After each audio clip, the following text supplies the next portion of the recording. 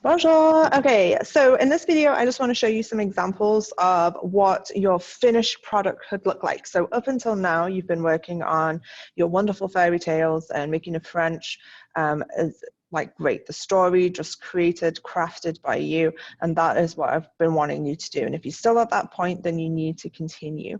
But if you need either a break from it or you are ready to start kind of laying it out and making it into an actual booklet, because it's not an essay. Nobody reads stories as an essay. People read them in a book.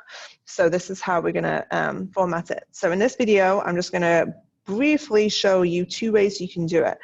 One way is if you are fully in person, we're going to keep going in person, and you know that you can submit it in person. And so I'm going to show you some previous student work. So this is a great one. Now this is the only one that I'm going to show you which has been printed out. And this student was an excellent, excellent student that she was the salutatorian. So she was just like top of her class. And when she printed it, she took extra care to make sure that all the accents and spelling and nothing was autocorrected wrong. So I do not recommend doing it unless you're this kind of student, you're the top 1 or 2 in your class.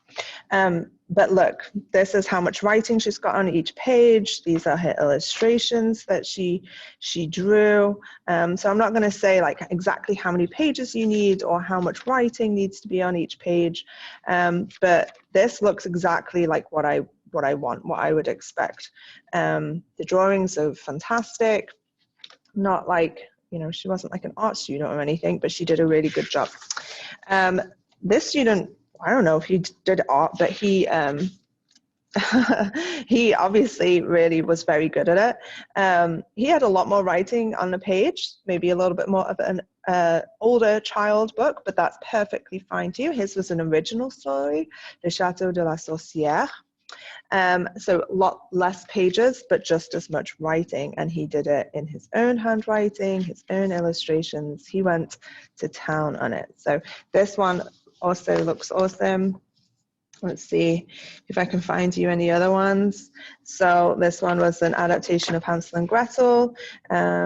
We see how much writing is on that page, but beautiful illustrations throughout to illustrate what the story is talking about. But the grade comes majority from the writing.